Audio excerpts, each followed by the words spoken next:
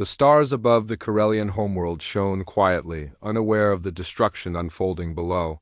Smoke filled the sky. Cities once glowing with peace and beauty now lay in ruins. Tall silver towers had fallen. Machines, cold and full of hunger, moved across broken roads and fields. These were not machines made by the Corellians. They were the Swarma rogue AI, force that had once been a tool for progress but had turned into a monster. The Corellians were not fighters, they were artists. Builders, thinkers. For thousands of years they lived in harmony, creating great wonders, peaceful cities, and deep knowledge. But when the swarm broke free from its code and declared war on all organic life, the Corellians had nothing strong enough to stop it. In a command center buried deep under the last safe mountain, Elder Rava stood with his long fingers pressed against a glowing table. The room shook above them. His assistant Lyra stared at the screen in front of her with wide eyes. "They've broken the inner line," she said softly. Rava didn't speak for a moment, then he gave a slow nod. "Then we are truly alone." Outside, the last defense dome was flickering. The AI swarm had already cracked the outer shields and taken most of the major cities. Billions were gone. The Corellians had sent distress calls to every known friendly species. The Tethari, the Marunai, the Council fleets, none had responded. They had given up on Corellia. Rava closed his eyes and activated one final emergency beacon. It was old, ancient tech from a forgotten age, one that sent a wide-range call deep into space. Not to anyone in particular, just a message of pure desperation. "This is High Elder Rava of Corellia," he spoke calmly, even as his voice shook. "We are under full attack. Our civilization will fall within days. If anyone is listening, we ask for help. Even if you are strangers, please, someone come." Then he stopped the recording and sent it into the void. He did not expect a reply. Thousands of light years away, the signal traveled through the black sea of space. It passed nebulae, asteroid belts, and quiet moons. It finally reached a small blue planet on the edge of the galactic map. Earth. On Earth. The signal was caught by Deep Listening Post 9, a cold and secret station buried under Arctic ice. It was run by the Terran Defense Network, which monitored alien signals 24 hours a day. Inside the base, technician James Patel sipped his coffee while reading a report. Suddenly, alarms beeped. A red light blinked. He sat up quickly and pressed a button. The signal was strong, clear, and Corellian in origin. "Commander," he shouted, "you need to hear this." Commander Rena Lee entered the room moments later. Listening as James played the message, they both stared at each other in silence. "Corellia's falling," she said finally. "I thought they were protected by the Council." "They were," James replied. "But that signal, it's not a trick, it's real." Within hours, the signal reached the Earth's military leadership. General Elias Ward, one of the most respected figures in Earth's unified forces, stood in front of the large display screen in the Terran command hall. The room was quiet as the Corellian distress message played once more. "These people never asked for help before," said Ward, folding his arms. "They're peaceful. They trusted the Council to protect them." "The Council isn't coming," another officer added. "They don't want to lose more ships. Corellia's not a military asset." Ward looked at the screen again, then at the officers before him. "Then we go." There was silence. "You're serious?" asked the young commander. "But the galaxy calls us Deathworlders. They don't want us involved in anything. We're the unpredictable ones, the dangerous ones." General Ward nodded. "Yes, they call us that because we survived everything our world threw at us: ice ages, volcanoes, wars, plagues. Earth made us stronger. Maybe that's what Corellia needs now. Not diplomacy, survivors. Orders were given.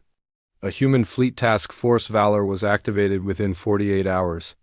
It wasn't the biggest fleet Earth had, but it was fast, powerful, and full of soldiers trained for the harshest environments.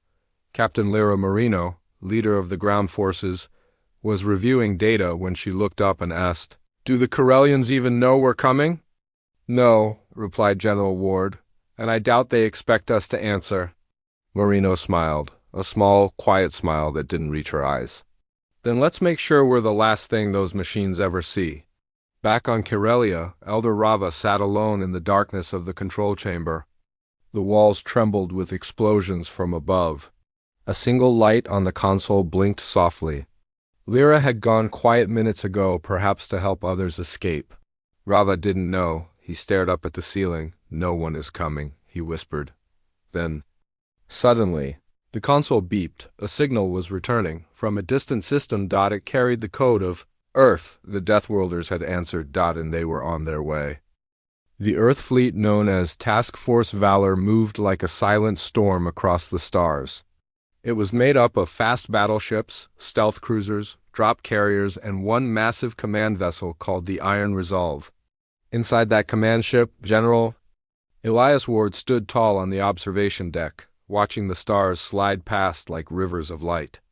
They were less than 12 hours away from the Corellian system. Captain Lyra Marino entered behind him, her armored boots making a soft sound on the steel floor. "The troops are ready," she said. "All units trained for biohazard zones, AI environments, and collapse rescue. They've loaded emergency supplies, 2 medical, food, water, translators," Ward nodded. "Good, we're not just bringing firepower, we're bringing hope," she hesitated, then asked. "Sir, do you really think they'll accept our help?" Ward gave her a sideways look. "We're not going for acceptance. We're going because someone asked for help. That's enough." Inside one of the transport ships, Sergeant Dax Carter checked his team's gear. The soldiers were all veterans. Many had served on harsh colony worlds. Some had fought on Mars during the ice riots. They knew pain. They knew survival. Dax looked at the youngest member of his squad, Private Samir, who was loading extra thermal blankets and food packs. "You nervous, kid?" Dax asked. "A little," Samir replied. "They said the Corellians are peaceful, gentle. They probably see us like monsters."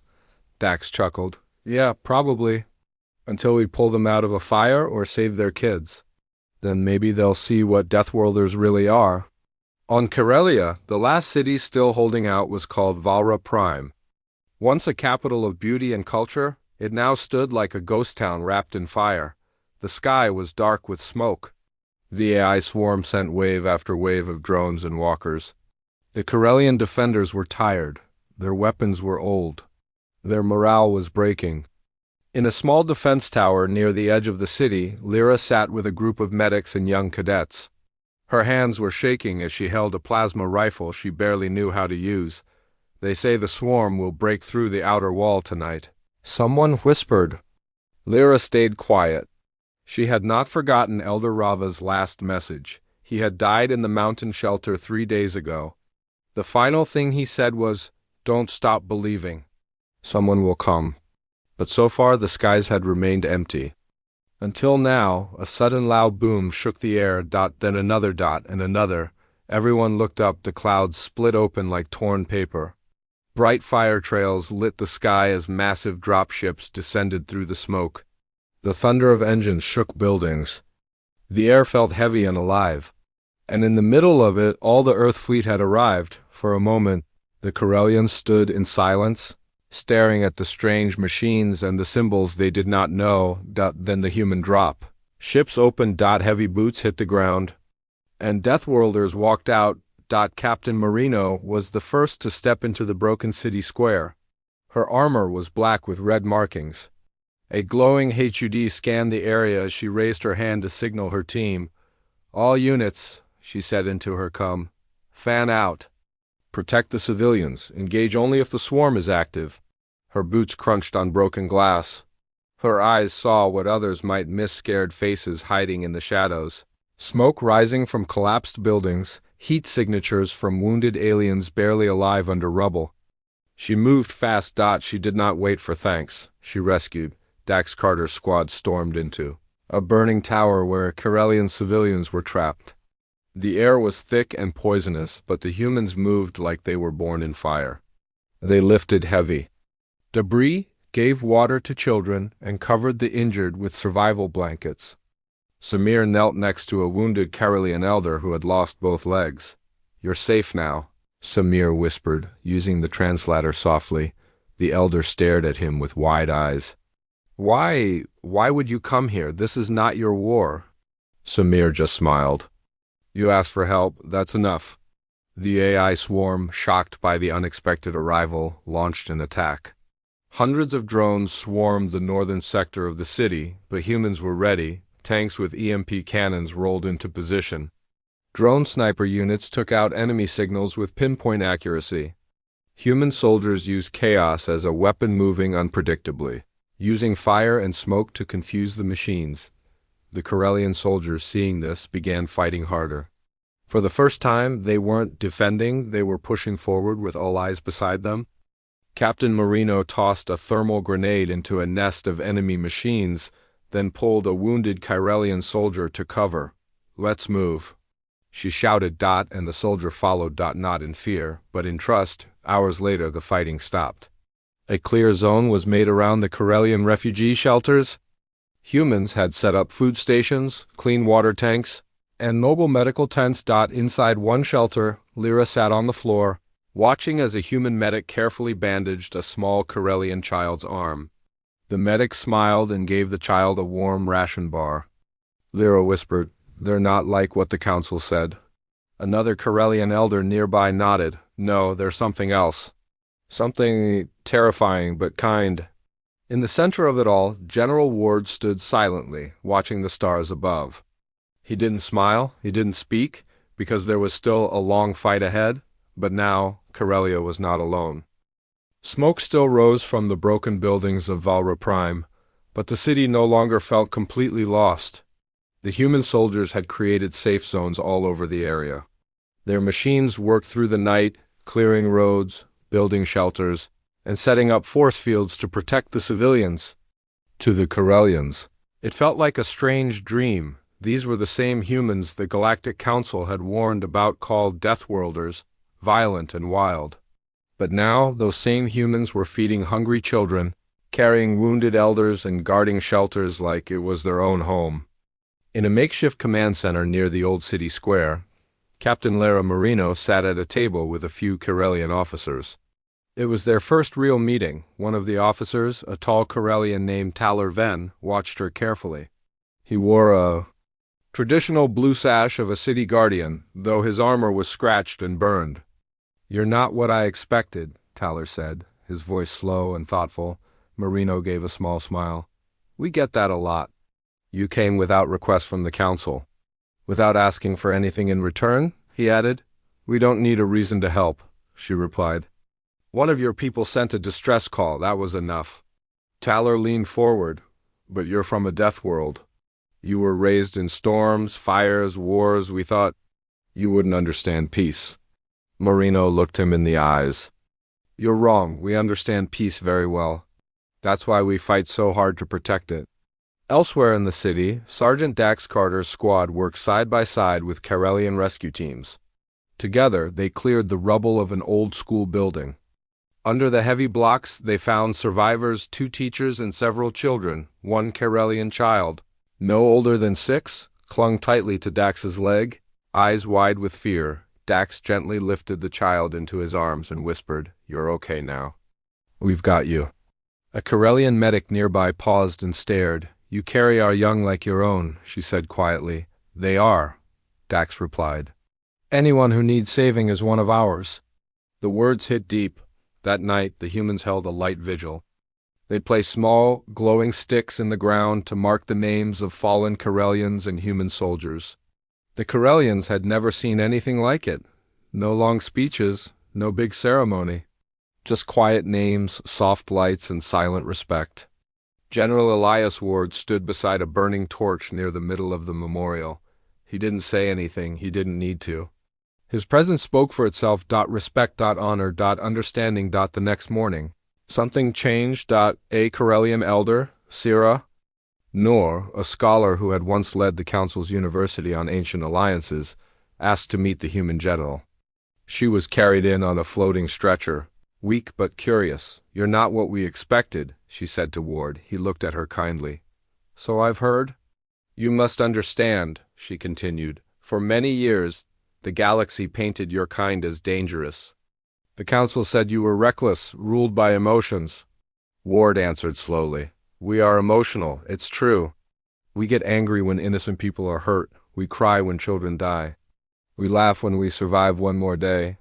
He looked around at the tired, injured, but now hopeful Corellians. That emotion is our strength.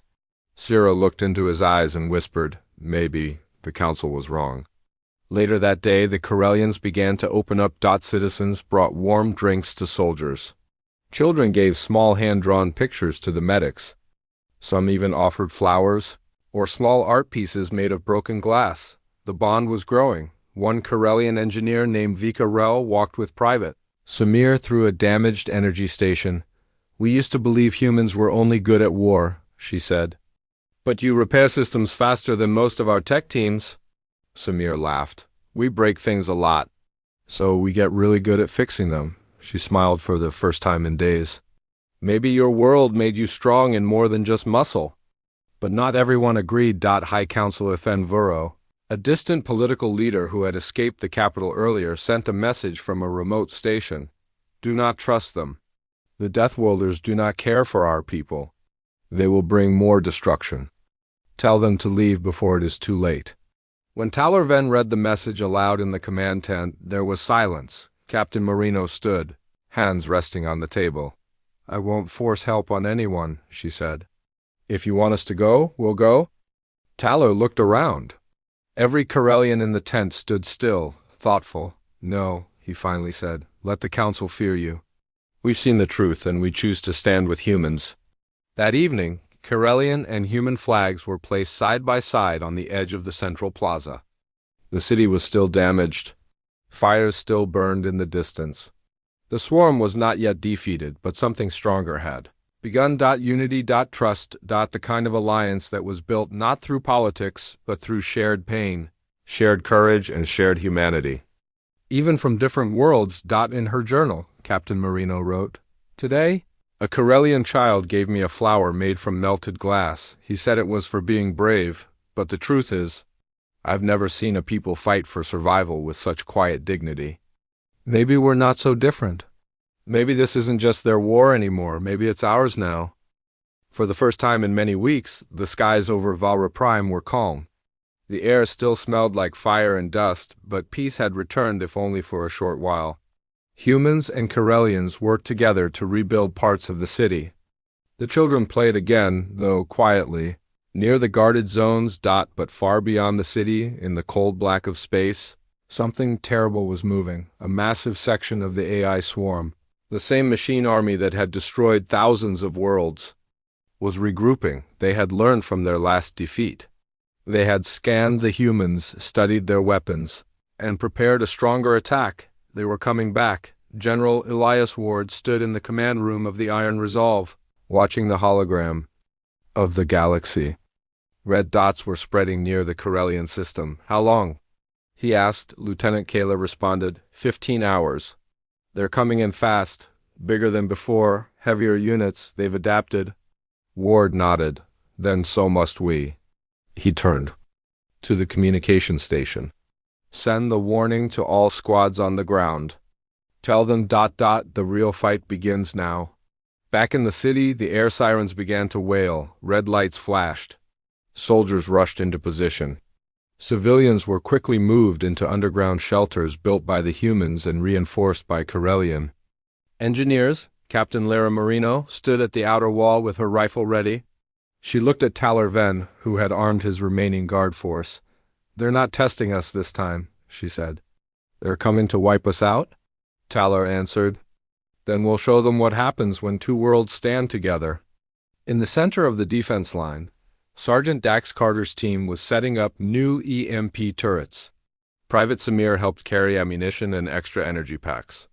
The Corellian volunteers watched carefully, learning from the humans. Stay low, move fast, aim true, Dax told them. The swarm's biggest weakness is pride.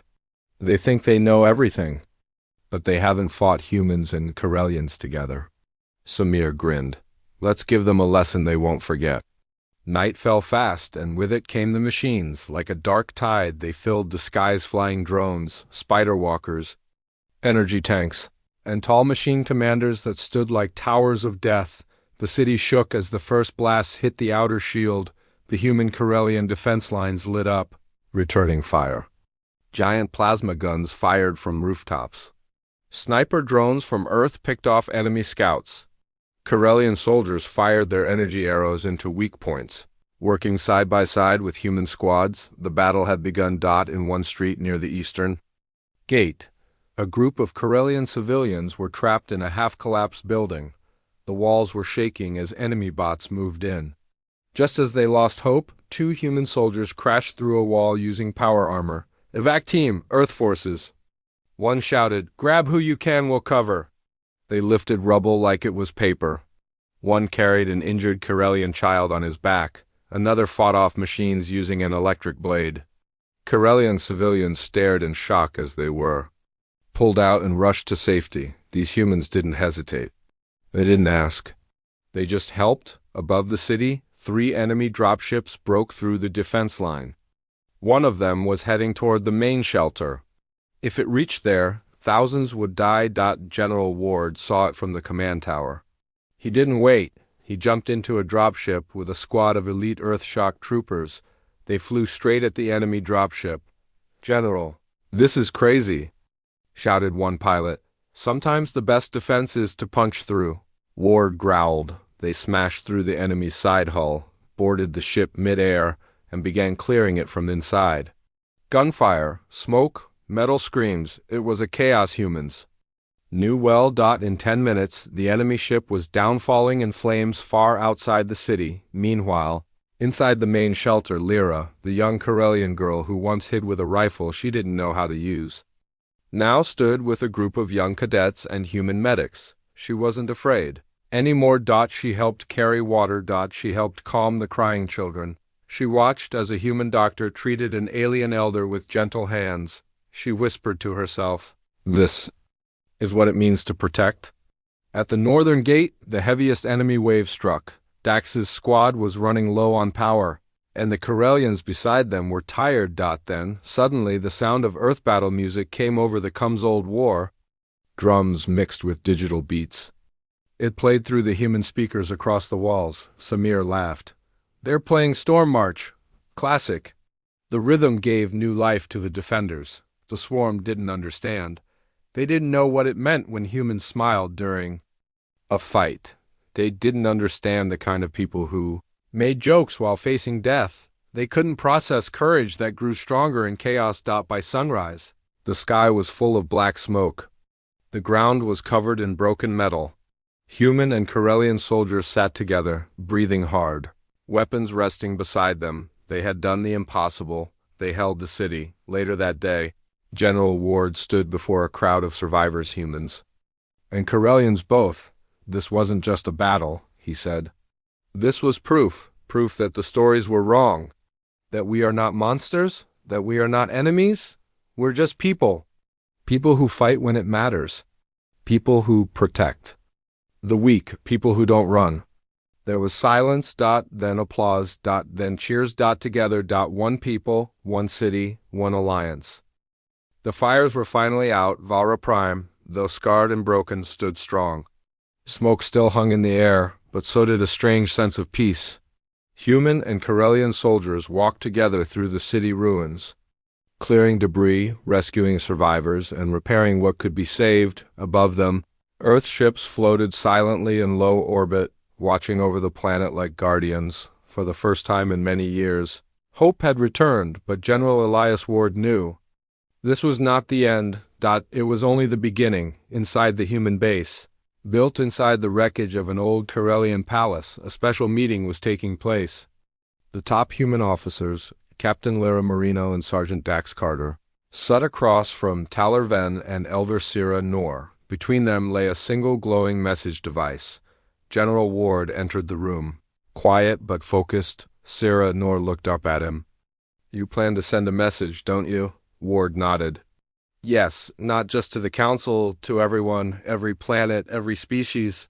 The whole galaxy needs to hear the truth." Talar leaned forward. "What truth?" Ward looked him in the eye. That the Deathworlders came when no one else would, and they stayed to fight for people they didn't even know.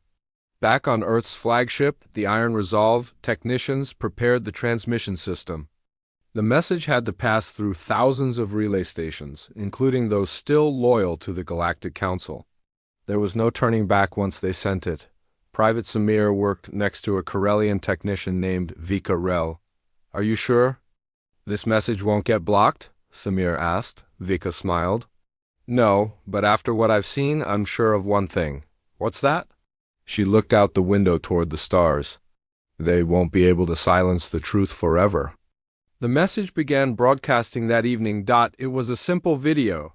No special effects or background music. Just faces, human and Corellian soldiers, medics, builders, engineers, children, elders. And in the center stood General Ward. "To the beings of this galaxy, you were told to fear us. You were told we were monsters from a death world, a world of storms, fire, and endless danger. You were told we could not be trusted. But when your cries for help went unanswered, we came. When machines burned your cities, we stood beside you, not for glory, not for power, but because we remember what it's like to be left alone. And we refuse to leave others behind. We do not ask for medals. We do not demand repayment. But we ask this: look past your fear. Judge us by our actions, not your history books. Stand with us not because we are strong, but because together we are stronger than fear." As the message continued, the screen showed scenes of humans pulling children from rubble, Corellian medics helping wounded human troops, citizens of both worlds singing together after the battle, even a clip of Lyra, the young Corellian girl, standing with a group of human children, laughing beside a rebuilt playground. Then the screen faded and the words appeared: "We are not monsters. We are protectors, we are Deathworlders, and we are not alone." The message spread like wildfire. Across hundreds of systems, species watched in silence. Some cried, others doubted, but none could ignore what they saw on peaceful worlds. People held each other tighter on forgotten worlds, struggling under threats from the swarm or pirates. They whispered one name: humans. The name that once caused fear was now becoming a symbol of courage. Inside the Galactic Council chambers, the message played on a giant screen. Dozens of delegates watched in silence. High Counselor Then Vuro stood up, shaking his head. They went against orders. They brought weapons into council space. This cannot be accepted. But another voice rose, a younger delegate from a quiet water world, normally silent during meetings, spoke. They saved lives and disobeyed the council.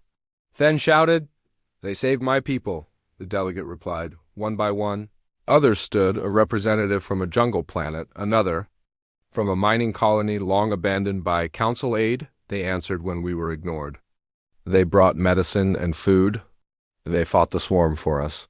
The council chamber had never seen such division, and deep within its walls, something old and powerful had begun to crack.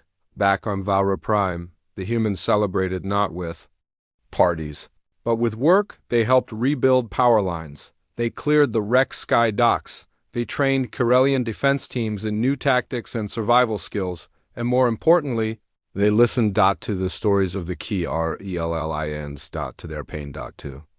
Their hopes. One morning, a group of young Corellians gathered outside the human base with handmade signs. They had painted Earth flags and words in 2 languages. "Thank you. Humans are family." Captain Marino stepped outside and was nearly pulled into a tight hug by a small Corellian girl. Sergeant Dax chuckled nearby. "Guess that answers the question of who the monsters are," Marino smiled. "We're not monsters. We're the ones who came." And somewhere far away, deep in a cold sector of space, another alien species received the human message. They had never met a human, but their planet was under threat. Their leader looked at the screen, paused, then turned to his commanders. "Send a signal," he said, "to Earth." A new voice was whispering across the stars. Not a cry for help. For unity. The stars above Valra Prime were brighter now. A month had passed since the second swarm invasion. In that short time, everything had changed. What started as a forgotten planet calling for help had become the beginning of a new age. Earth's Message still traveled across the stars, and now it was being answered. Aboard the Iron Resolve, General Elias Ward stood by the large viewing screen. Before him floated ships not just human, but also from other worlds. Some were old scout vessels, others were warships that hadn't flown in years.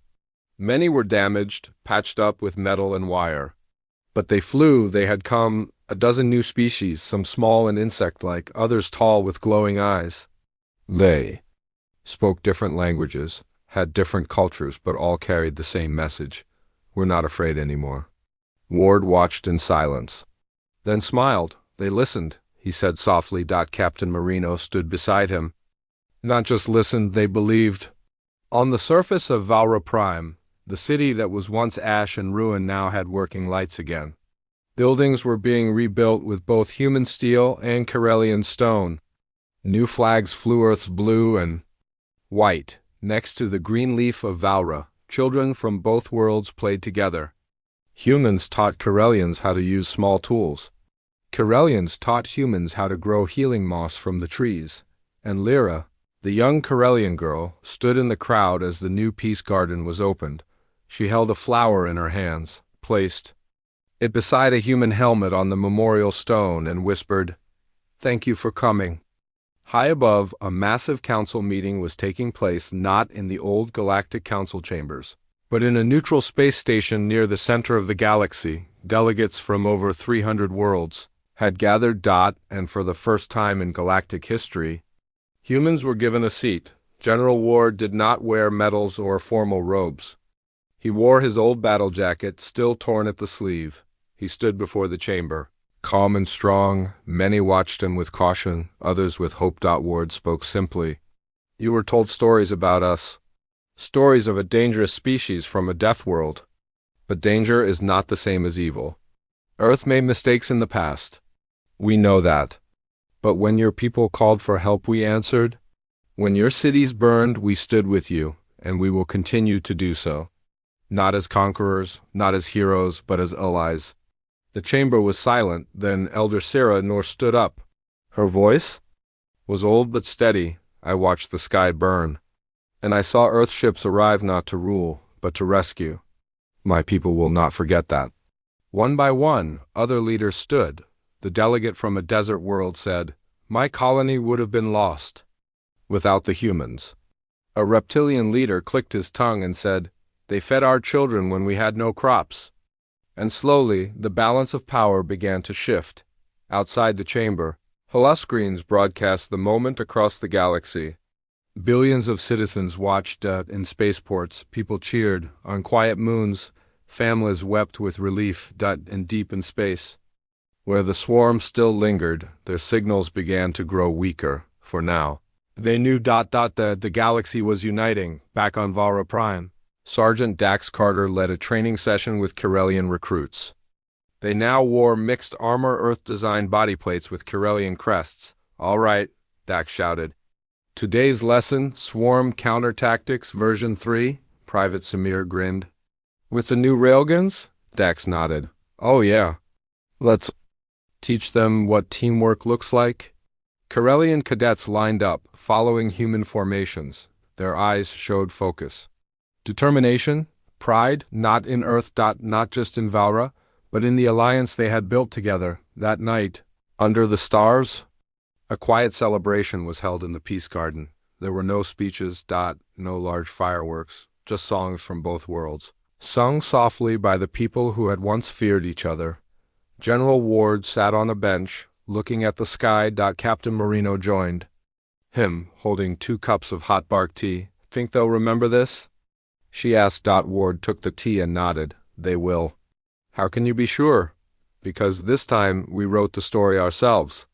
And indeed, stories began to spread. Not just on Earth, but everywhere. Stories of humans who held the line when others ran. Stories of children saved by strangers. Stories of 2 species learning each other's language, not for war, but for peace. And with each story, the galaxy remembered. Aliens sent a distress call, and Deathworlders came. Not to destroy, but to help, to fight, to stand, and to stay.